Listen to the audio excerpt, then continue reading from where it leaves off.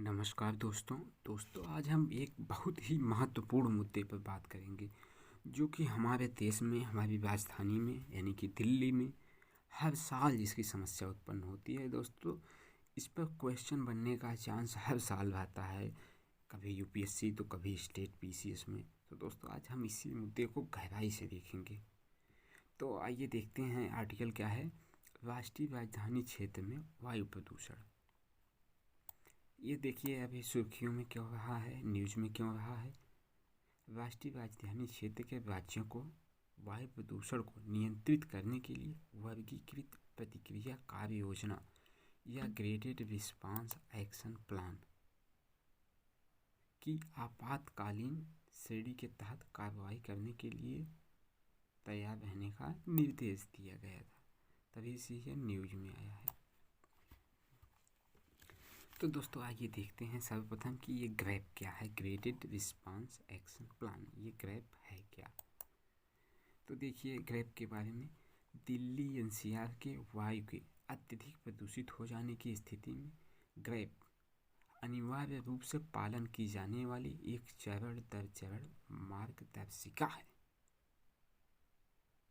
इसी वर्ष 2016 में उच्चतम न्यायालय द्वारा अनुमोदित किया गया था। अनुमोदित किया यानी दोस्तों सहमति प्रदान की गई थी। इसमें वायु की गुणवत्ता को में गंभीर गिरावट के मामले में स्कूलों को बंद करने और सड़क पर वाहनों के चालन की सम विषम योजना और इवन को लागू करने जैसे चरम उपाय शामिल हैं। तो आइए देख लेते हैं ये graded action response plan graded response action plan क्या है। देखिए इसमें ये पहली बात तो यह 4 चरणों में होती है। पहला चरण देखिए, प्रथम चरण जब वायु की गुणवत्ता औसत या मॉडरेट से खराब हो जाती है तो देखिए क्या होता है। मशीन की सहायता से झाड़ू लगाया जाता है, सड़कों पर पानी का छिड़काव किया जाता है, पटाखों पर प्रतिबंध लगा दिया जाता है, प्रदूषण मानकों के लिए वाहनों की जांच को बढ़ाया जाता है। दूसरा चरण इसका होता है जब एयर क्वालिटी बहुत ख़राब हो जाती है। देखिए तब क्या करते हैं, द्वितीय चरण में डीजल जनरेटर पर प्रतिबंध लगा दिया जाता है, पार्किंग फीस को 3-4 गुना बढ़ाया जाता है, भोजनालयों में कोयले जलाऊ लकड़ी के उपयोग को बंद कर दिया जाता है, श्वसन तंत्र तथा हृदय से संबंधित रोगों वाले व्यक्तियों को घरों में रहने के लिए निवेदन किया जाता है उनसे। यह दूसरा चरण इसका है। तीसरा चरण इसका सीवियर, जब एयर क्वालिटी सीवियर हो जाती है, गंभीर हो जाती है, जैसा कि दोस्तों आप लोग न्यूज़ में भी सुनते होंगे लगातार उस टाइम में। तो देखिए थर्ड चरण में क्या करते हैं, सड़क को साफ करने और धोने की बारंबारता को बढ़ाया जाता है, ईंट भट्ठों को बंद करवा दिया जाता है, राष्ट्रीय राजधानी में कोयला आधारित विद्युत संयंत्रों के संचालन पर प्रतिबंध लगा दिया जाता है। दोस्तों ये इसका थर्ड चरण है जब गंभीर हो जाती है एयर क्वालिटी। फोर्थ चरण देखिए आपातकाल जब लग जाता है, इमरजेंसी जैसे कंडीशंस बन जाते हैं, इसे गंभीर प्लस की श्रेणी में जाना जाता है। इसमें देखिए क्या होता है, ट्रकों के प्रवेश पर प्रतिबंध लगा दिया, अर्थात आवश्यक वस्तुओं को छोड़कर कोई भी ट्रक एनसीआर में नहीं जा पाता है। निर्माण कार्य को रोक दिया जाता है। चतुर्थ चरण में निजी वाहनों के लिए विषम एवं सम वाली सड़क योजना यानी कि R-D1 स्कीम प्रारंभ कर दी जाती है। यही ग्रेडेड, दोस्तों ये जो हम बता रहे हैं आपको यही है graded response action plan grade. दोस्तों ये अक्सर न्यूज़ में रहता है, ये इतना बहुत ही इम्पोर्टेंट है। तो आइए देखते हैं कि एनसीआर जो है, एनसीआर में उच्च वायु प्रदूषण के रीजन्स क्या हैं, कुछ तो रीजन होंगे। तो आइए देखते हैं। पहला रीजन, मुख्य रीजन, वाहन से निकलने वाला धुआं या प्रदूषण जो वाहनों के द्वारा निकलता है।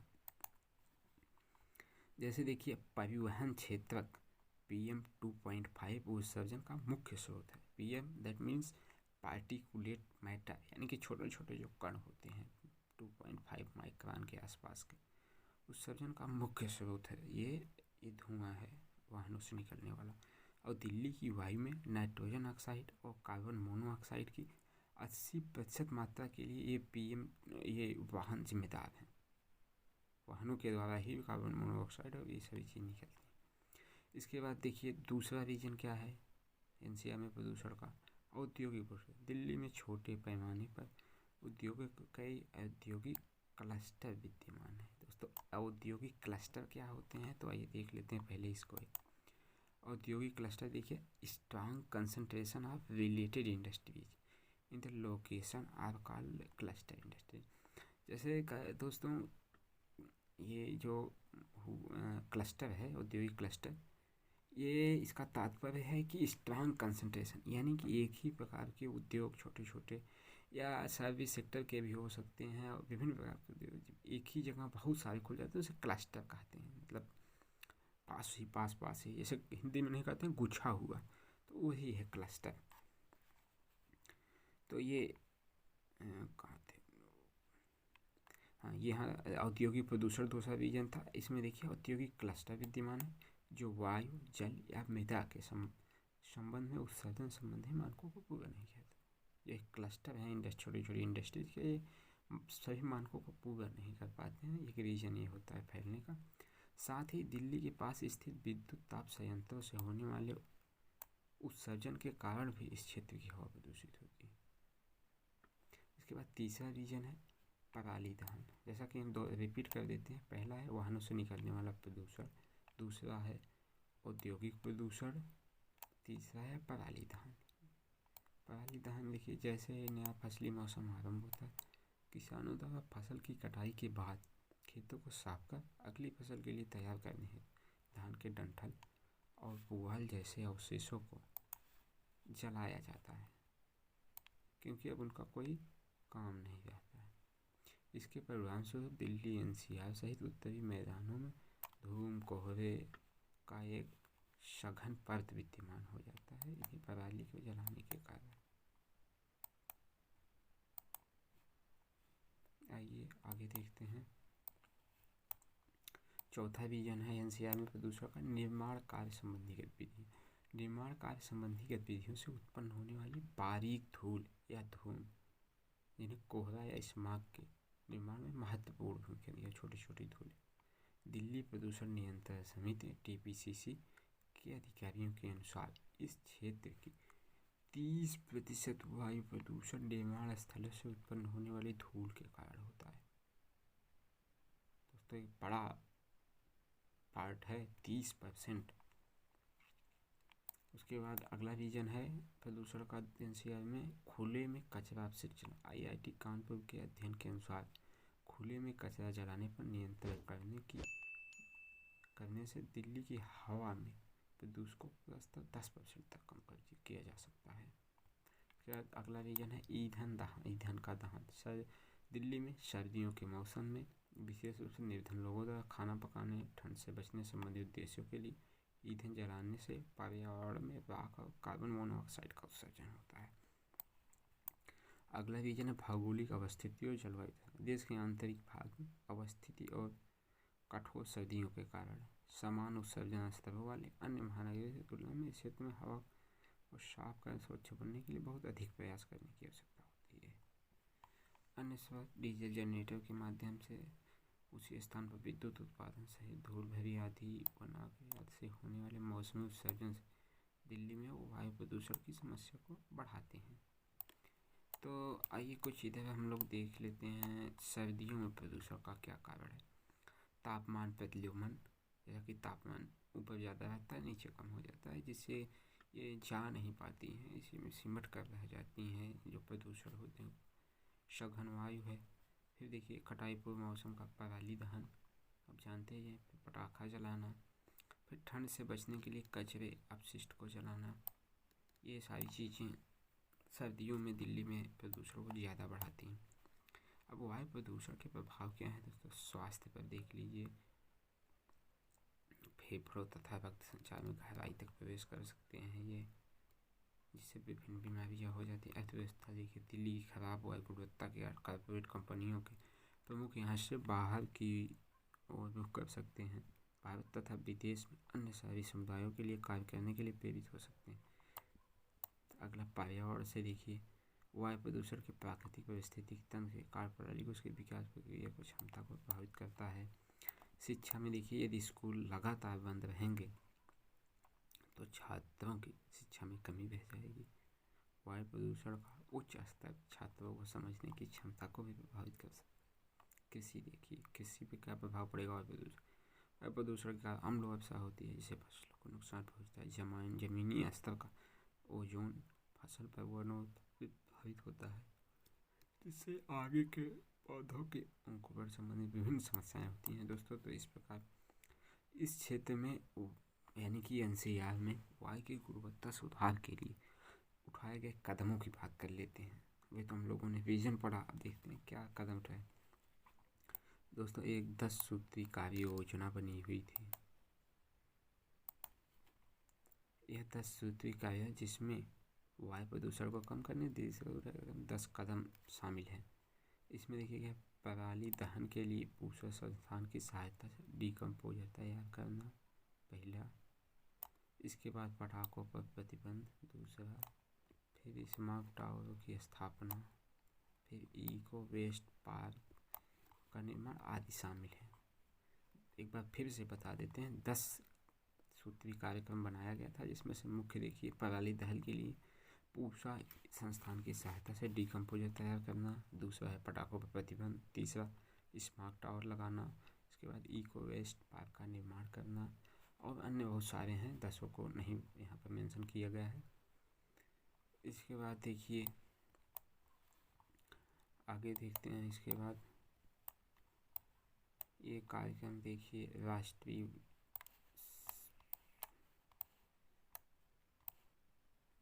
वायु गुणवत्ता कदम जो थे पहले तो 10 थे, इसके बाद देखिए राष्ट्रीय स्वच्छ वायु कार्यक्रम एनसीएपी देश में प्रदूषण की समस्या को दीर्घकालीन समयबद्ध राष्ट्रीय स्तर। इसका लक्ष्य 2024 तक कणकीय पदार्थ दैट मीन्स पार्टिकुलेट मैटर के संकेंद्रण में 20 से 30% की कमी करना। कितना? 20 से 30% की कमी करना है। फिर देखिए भारत स्टेज मानदंड बनाया गया है। ये BS-6 की गाड़ियाँ अभी दिल्ली में चालू हो गई हैं। दिल्ली अपने वाहनों के लिए उच्चतम उत्सर्जन मानक यथा भारत स्टेज 6 को लागू करने वाला पहला शहर है। फिर देखिए उद्योगों में प्रौद्योगिकी का उन्नयन किया जाए जिससे प्रदूषण कम होगा। फिर वायु गुणवत्ता का प्रबंधन आयोग का गठन किया गया है जो कि इसका सस्ते ईंधनों पर प्रतिबंध, जैसे देखिए उच्चतम न्यायालय ने राष्ट्रीय राजधानी क्षेत्र में पेट्रोलियम कोक या पेट कोक और फर्नेस ऑयल के उपयोग को प्रतिबंधित कर दिया है। फिर देखिए दिल्ली की इलेक्ट्रिक व्हीकल यानी कि बिजली से चलने वाली वाहनों की एक नीति है। फिर अन्य अल्पकालिक उपाय भी किए गए हैं इससे निवारक पानी, जैसे पटाखों पर प्रतिबंध, आजीवन फार्मूला, अन्य राज्यों के वहाँ प्रतिबंध निर्माण, ये सारी चीज़ें की गई। चुनौतियाँ आप देख लेते हैं दोस्तों। दिल्ली एनसीआर में प्रदूषण से निपटने में चुनौतियाँ क्या हैं, पहला ही देख लेते हैं। ये पहले से किए गए सक्रिय उपायों का अभाव, जिससे जो लोग में सक्रिय जो उपाय अग्रिम उपायों को पहले से ही किया जाना चाहिए। इसके बाद देखिए महत्वपूर्ण मानदंडों का अनुपालन न करना। उदाहरण के लिए देखिए क्या है इसमें, सरकार और स्थानीय नगर निगमों द्वारा निर्माण उद्योग से संबंधित पर्यावरण विनियमों का अनुपालन, जैसे मलबे को ढककर रखना, अपशिष्ट का प्रबंधन करना आदि को पर्याप्त रूप से सुनिश्चित ही नहीं किया जाता है। इसके बाद पड़ोसी राज्यों से अपर्याप्त सहायता, पड़ोसी राज्यों से सही से सहायता नहीं मिल पाती, ये भी एक रीज़न है। जैसे देखिए ये फिर आगे देखिए नौकरशाही संबंधी उदासीनता। इसमें देखिए हाल ही में उच्चतम न्यायालय माननीय सुप्रीम कोर्ट द्वारा स्पष्ट रूप से नौकरशाही संबंधी उदासीनता की ओर इशारा करते हुए नौकरशाही की आलोचना की। उच्चतम न्यायालय ने कहा कि दिल्ली एनसीआर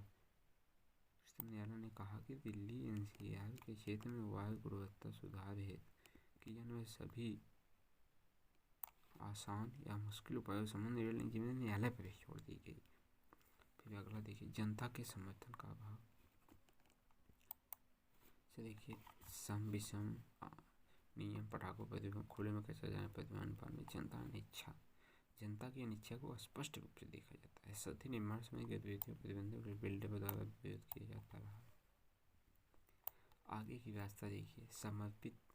आगे क्या करना चाहिए? समर्पित वायु गुणवत्ता पूर्वानुमान प्रकोष्ठ। दिल्ली के लिए एक समर्पित वायु गुणवत्ता पुनः स्थापित करने की आवश्यकता है। गैप का निवारण करें। देखिए व्यवहार परिवर्तन जैसे कारपूलिंग, सार्वजनिक परिवहन, साइकिल का उपयोग, संधारणीय अपशिष्ट कचरा प्रबंधन को अपनाना इत्यादि हरित पद्धतियों की दिशा में उपयुक्त अवसर। ईंधन कुशल, शून्य और कम उत्सर्जन वाले वाहनों को बढ़ावा देना। यानी कि दोस्तों जो ज़्यादा माइलेज दे रहे हों, प्रदूषण कम फैला रहे हों, शून्य उत्सर्जन कर रहे हों या फिर इलेक्ट्रिकल वाहनों बढ़ावा देना चाहिए प्रदूषण के बचाने के लिए। देखिए ई वाहनों CNG को भी संबंधित प्रोत्साहन करना चाहिए। क्षमता निर्माण देखिए वायु प्रदूषण संबंधी महत्वपूर्ण प्रभाव के बारे में इतनी अधिक जागरूकता की आवश्यकता है। अंतर्राज्यीय समन्वय की भी आवश्यकता है। तो दोस्तों ये आर्टिकल हम लोगों ने डिस्कस किया। फ्रेंड्स यदि आपको पसंद आया है तो लाइक सब्सक्राइब कीजिए और यदि इसमें कुछ खामियां हैं, कुछ इम्प्रूवमेंट की ज़रूरत है तो आप कमेंट ज़रूर करें।